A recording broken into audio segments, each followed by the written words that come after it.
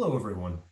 For this year's Career Prep Week, I wanted to highlight virtual interviewing. Online meetings have become the norm nowadays, and more companies and recruiters are relying on online meetings for the interview process. So, as a recent graduate, you're going to need to get comfortable with this and the software and the platforms that you're going to need to use on virtual interviewing. So these are going to include Zoom, Microsoft Teams, Google Meet, even Skype. Now, all of these are somewhat similar and have controls to navigate around and use the platform, but you should get very comfortable with these meeting platforms because you're going to be using them a lot.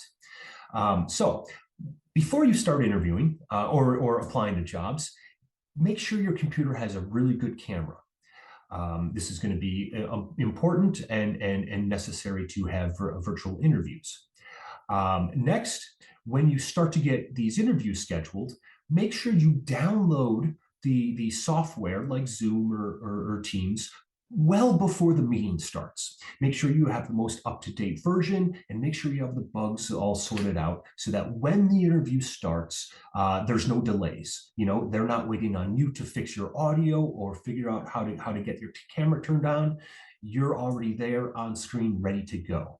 It'll show that you're a good professional worker and you don't want to start off on a bad note. So with that said, once you get on and you get comfortable with these platforms, interview as normal.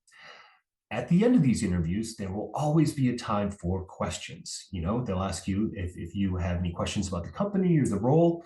Have questions ready. Very important. And even have a few backup questions ready just in case they kind of go over and answer those questions during the course of the discussion.